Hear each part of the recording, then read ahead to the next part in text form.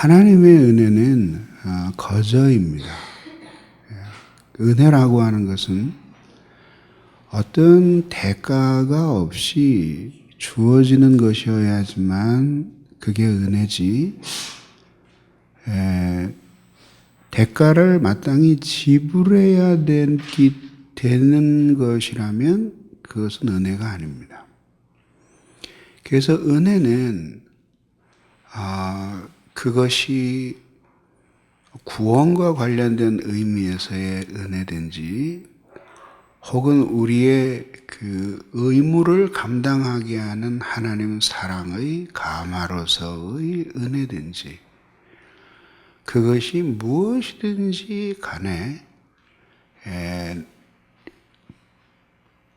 거저 주어지는 것입니다. 그렇지만 그것이 거저 주어진다고 해서 아무 계획도 없이 우리에게 주어지는 것은 아닙니다. 다시 말해서 하나님의 은혜는 자기 만족을 위해서 주어지는 것이 아니라 이 얘기입니다. 그 은혜 속에는 이미 소명이 포함되어 있어서 그래서 하나님이 소명을 따라서 살게 하실 때에는 은혜를 주셔서 소명을 따라서 살게 하시는 것입니다. 그러면 그 하나님의 은혜라고 하는 거, 소명을 따라서 살게 하시는 은혜라고 하는 것을 우리에게 주셔서 뭘 하게 하시려고 하는 것인가? 오늘 사도는 제일 먼저 측량할 수 없는 그리스도의 풍성함을 이방인에게 전하게 하시기 위함이다. 그리스도의 풍성함이라는 것이 무엇인가? 요한복음 1장은 이 세상에 그리스도께서 오셔서 독생하신 성자의 품 안에서 하나님이 자신의 영광을 드러내셨다고 말하며 그 독생자를 보니 은혜와 진리가 충만하더라 그랬습니다. 그러니까 이방인에게 그리스도의 풍성함을 드러내고자 하신 것은 그리스도를 통해 하나님의 은혜, 곧 사랑과 지혜의 충만함을 그것을 이방인들에게 전하게 하시기 위해서 우리에게 은혜를 주신 것이다 하는 거죠.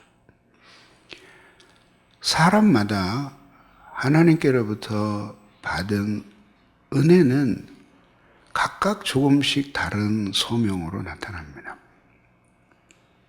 어떤 사람은 목사와 장로로, 또 선지자로, 또 복음 전하는 자로 다양하게 나타납니다.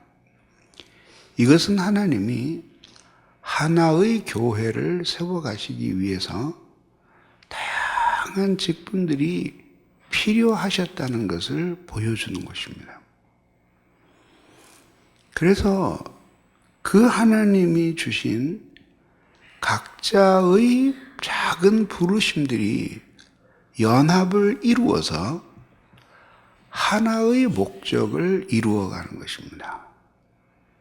그것이 바로 이방인들에게 그리스도의 풍성함을 전하는 것입니다. 전쟁을 할 때에는 사실 전쟁이라는 말과 전투라는 말은 다릅니다. 전쟁은 넓은 국면에서 한 나라와 한 나라가 적대 관계에 있어서 실제로 우열을 다투는 갈등 상태에 있는 무력으로 그것이 표현된 모든 것을 총체적으로 말해서 전쟁이라고 말합니다. 그러나 전투는 실제로 두 나라의 군대가 부딪혀서 죽고 죽이는 말하자면 무력 대결의 상태예요. 그러면 전투에서 그렇게 수많은 병사들이 피 흘리며 죽는 이유는 전쟁에서 승리하기 위한 거예요. 군사학에서는 이것을 소목표, 대목표 이렇게 얘기를 하죠. 그래서 그 작은 하나의 목표를 쟁취하는 것이 더 큰 목표를 성취하는데 이바지해야 돼요. 이게 원칙이에요. 그렇게 함으로써 각자가 전투에서 이겨서 전쟁을 승리로 마무리하는 것이 군대의 목표이죠.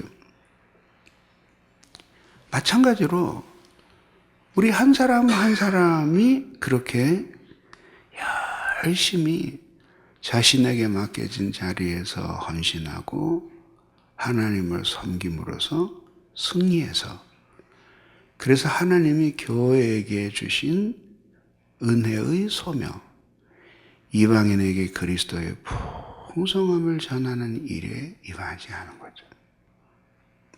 그래서 우리는 종종 이렇게 하나님의 일을 하다 보면은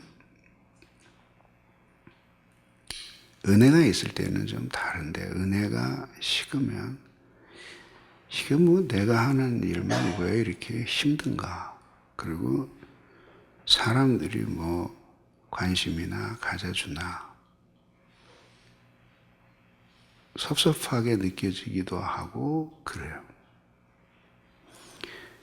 근데 이제 그것은 좋은 생각이 아니에요. 그래서 언젠가 누가 무슨 회의를 하는데 자기가 하고 있는 사역이 얼마나 중요한데 좀 와서 들여다보지도 않냐고 그래서 내가 그랬어요. 그럼 장로님은 다른 사람 사역하는데 한 번 가서 들여다본 적이 있냐고. 마찬가지예요. 각자 하나님이 주셔서 물론 뭐 나쁜 의견은 아니지만 섭섭해하고 그렇게 소외감 느끼고 그럴 필요 없어요. 어떻게 여러분들이 하는 일을 모든 사람이 다 눈물 어린 애정으로 관심을 가지고 지켜보기를 원하겠어요. 여러분들이 그 일을 안 할 때에도 그 일에 별로 관심 없었잖아요. 그러니까 항상 하나님 앞에서 섬긴다는 생각을 가지고 나는 여기서 이 일을 위해서 열심히 헌신하고 또 때가 되면은 물러나고 떠나가지만 그러면 하나님이 이것들을 사용하셔서 모든 지혜로 이것들을 묶으셔서 그래서 결국은 하나님의 나라를 위한 교회의 전쟁을 승리로 이끄신다. 그런 마음을 가지고 사랑으로 섬기고 봉사하고 하는 그런 사람이 되어야 하는 것입니다. 두 번째는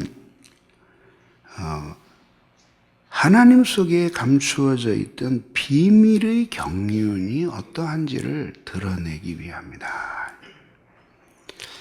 그게 무슨 뜻일까요? 하나님이 이 세계를 창조하고 당신 자신의 영광을 위해서 이 모든 세계를 창조하셨을 뿐만 아니라 섭리하시고 보존하시고 통치하셔요. 이 모든 것들이 당신의 영광을 이 세상에 충만하게 하시고 그 영광 안에서 하나님의 백성들이 기쁨을 누리며 살게 하시기 위해서 하나님이 주신 것이죠. 그리고 그 기쁨의 상태가 바로 사랑이에요. 그래서 늘 말씀드리지만 창세기 2장에 이는 내 뼈 중의 뼈요 살 중의 살이요 라는 아담의 고백은 부부 사이의 고백일 뿐만 아니라 인류애적인 고백이에요. 그렇게 하나님의 나라가 완성이 되면 모든 사람들이 서로를 이는 내 뼈 중의 뼈요 살 중의 살이라고 부르며 사랑하며 살게 되는 것이에요. 그것을 선취적으로 먼저 보여주는 곳이 교회예요. 이것이 바로 하나님이 이 세상에 드러내고자 하시는 비밀의 경륜이에요. 그것이 하나님이 창조하셨으나 타락한 인간들을 구원하시고 이 세계를 완성하시는 과정을 통해서 하나님이 그것을 충만하게 나타내 보이게 하시는 거죠. 그러니까 결국 교회라고 하는 것은 이렇게 그리스도께서 이 세계를 향해 감추신 비밀의 경륜, 그 비밀의 경륜은 복음을 통해 나타나기 때문에 사도 바울이 복음의 비밀이라고 말했던 것이에요. 그 비밀스러운 복음의 비밀이라 혹은 비밀의 경륜이라고 말했던 것은 무슨 이유냐면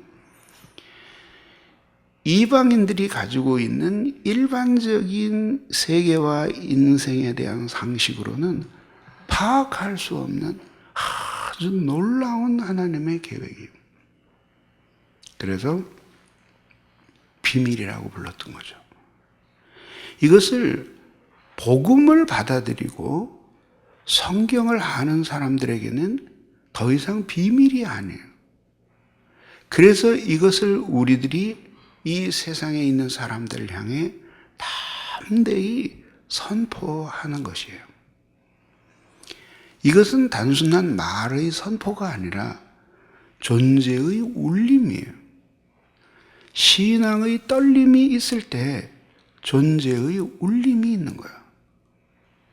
나같이 쓸모없는 인간이 그리스도의 복음의 비밀을 깨닫게 되고 하나님이 이 세계를 향해 하고자 하시는 위대한 일의 비밀에 참여한다. 내가 기도하고 섬기고 분투하고 하는 이 모든 과정을 통해서 당신의 찬란한 영광을 이 세계에 드러내신다. 이것은 바로 하나님의 자녀들의 특권이에요. 그래서 제가 2005년도 이후로 늘 여러분들에게 말씀을 드리지만 여기서 말하는 교회는 에베소 교회나 골로새 교회나 혹은 갈라디아 교회를 얘기하는 게 아니에요. 하나인 교회, 보편 교회를 의미하는 것이에요. 교회가 커지면 커질수록 자기 자신을 지탱하는 데 많은 힘이 들고 또 교회 안에서 다양한 욕구들이 분출이 돼요. 그것을 어떻게 그리스도의 보편 교회의 하나로서 이 세상에 존재하면서 하나님의 나라 전체를 위해 이바지하는 삶을 살 것인가 하는 것을 개별적인 교회를 위해서 헌신하는 것 둘 사이에 아주 조화를 이루어요.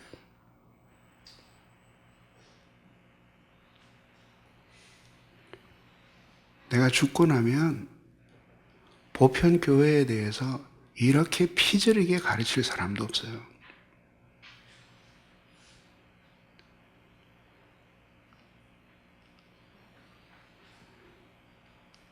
헤르만 리더버스라고 하는 신학자는 자신의 Kingdom of God이라고 하는 책에서 Coming of the Kingdom of God이라고 하는 책에서 이런 얘기했어요.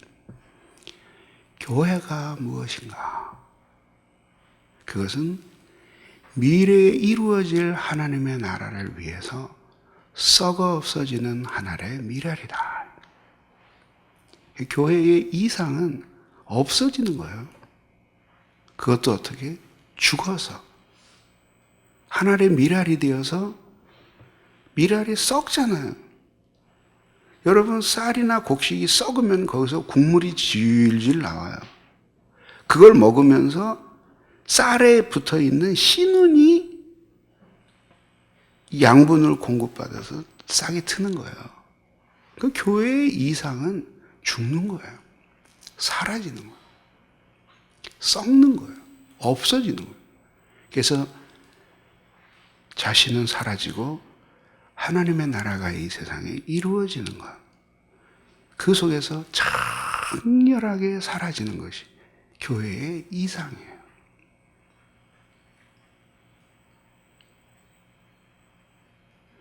그런 마음을 깊이 품고 이 세상에 우리가 사는 동안 어떻게 이 교회를 통해서 당신의 영광을 충만한 것을 이 세상에 드러낼 것인가 하는 것이 중요한 것입니다. 여러분들도 모두 저도 사라지고 없어지는 필멸의 존재들이에요. 그렇지만 그리스도의 교회는 영원해요. 이 교회의 형태로 영원한 게 아니라 하나님의 나라의 형태로 영원한 것입니다. 그래서 우리에게 매 순간 주시는 하나님의 그 큰 은혜를 감사하고 또 감격하며 기억할 뿐만 아니라 현재적으로 누릴 수 있어야 해요. 그렇게 하나님이 주신 은혜의 자원을 가지고 필멸하는 몸이 그리스도의 교회를 위해 죽고 그리스도의 교회는 또 사라져야 할 하나님의 나라의 도구로서 하나님의 나라의 성취를 위해서 하늘에 썩는 밀알이 되어서 없어지는 거예요.